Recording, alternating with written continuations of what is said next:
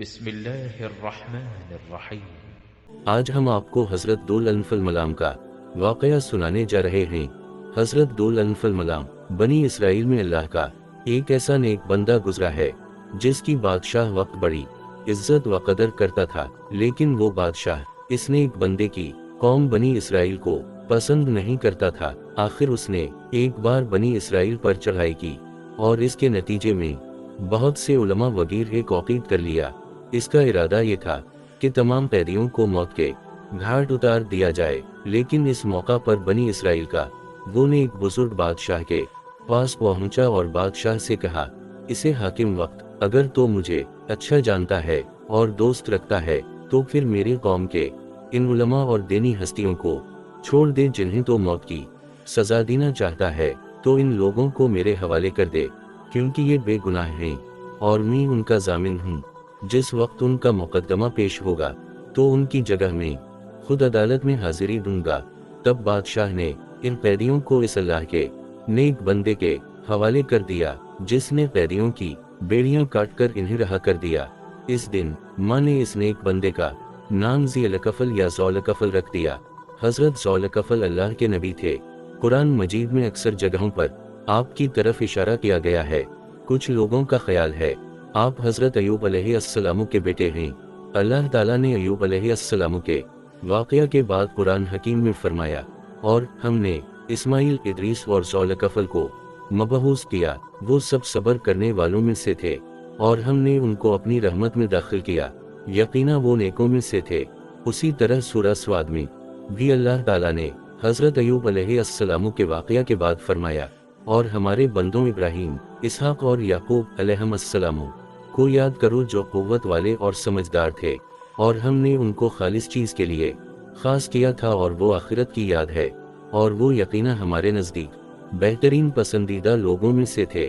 اسماعیل، السی اور ذو الکفل علیہ السلام کو یاد کرو، اور دو سب اچھے لوگوں میں سے تھے۔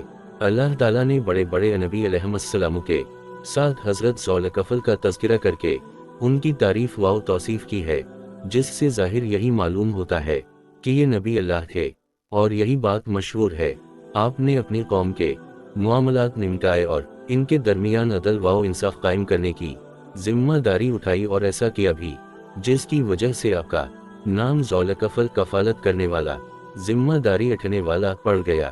کہتے ہیں کہ جب حضرت علی حیف اور کمزور ہو گئے تو سوچنے لگے کہ میں ایک آدمی کو اپنی زندگی میں خلیفہ بناؤں تاکہ مجھے پتہ چل جائے کہ وہ کیسے ذمہ داری ادا کرتا ہے۔ اس مقصد کے لیے انہوں نے لوگوں کو اکٹھا کیا اور کہا، جو آدمی مجھ سے 3 چیزیں قبول کرے گا میں اسے اپنا خلیفہ بنا دوں گا۔ وہ روزہ رکھے، رات کو قیام کرے اور غصے میں نہ آئے۔ مجمع میں سے ایک آدمی کھڑا ہوا جس کو لوگوں کی نگاہیں حقیر سمجھ رہی تھیں۔ اس نے کہا کہ میں حاضر ہوں۔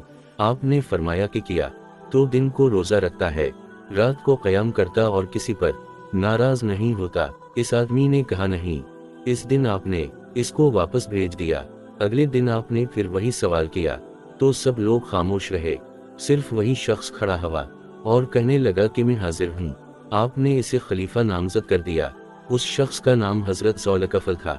کہتے ہیں کہ ایک دن ابلیس نے اپنے کارندوں کو کہا کہ فلاں شخص کو گمراہ کرنے کے لیے اس کے پیچھے لگو، لیکن کارندے اس شخص کو گمراہ کرنے میں ناکام رہے۔ تب ابلیس نے ان سے کہا کہ تم چھوڑو، یہ کام خود کرتا ہوں۔ وہ اس آدمی کے پاس بورے فقیر کی شکل و صورت میں آیا، اور اس وقت آیا جب وہ نیک شخص دھوکھا کا آرام کرنے کے لیے بستر پر آئے۔ آپ دن اور رات میں صرف اسی وقت آرام کرتے تھے۔ ابلیس نے دروازے پر دستک دی۔ آپ نے پوچھا کون ہے؟ ابلیس کہنے لگا میں بورا مظلوم ہوں۔ آپ اٹھے اور دروازہ کھولا تو وہ بورا ابلیس اپنا واقعہ بیان کرنے گا۔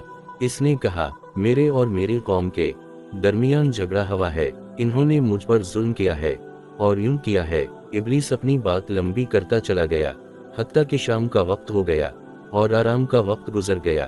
آپ نے اس سے فرمایا میں شام کو بیٹھوں گا اور آپ کو آپ کا حق دلاؤں گا۔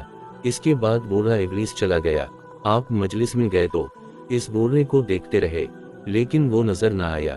اگلے دن صبح آپ مجلس میں بیٹھے لوگوں کے درمیان فیصلے کرتے رہے اور اس بورے کا انتظار کیا، लेकिन वो सुबह भी वहां न आया।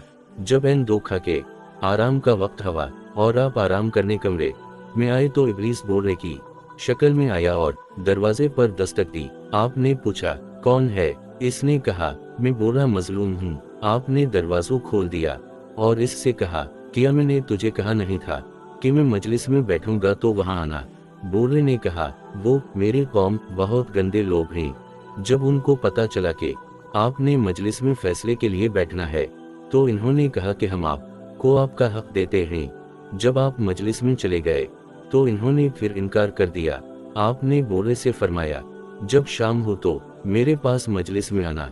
इस तरह दूसरे दिन भी दोखा के आराम का वक्त जाता रहा और आप आराम ना कर सके।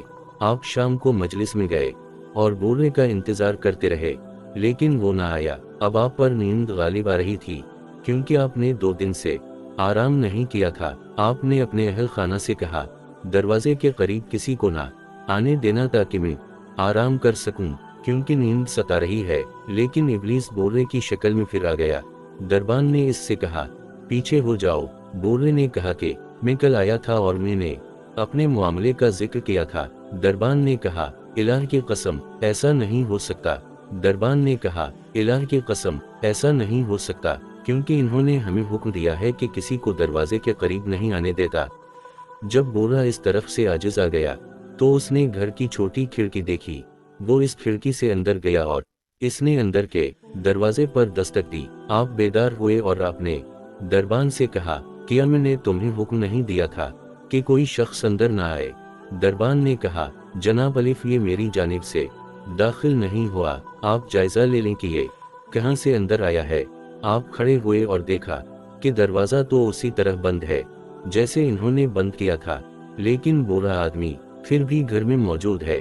आप समझ गए। आपने इससे कहा, तो अल्लाह का दुश्मन है।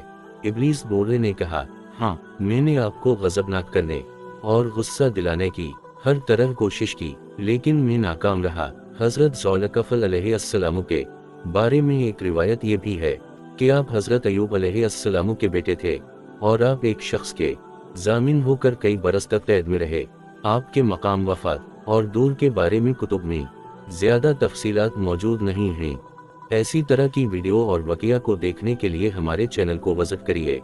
आपको वीडियो अच्छी लगी हो तो वीडियो को लाइक करें, सब्सक्राइब करें और शेयर करें। आमीन या रब्बल आलमीन।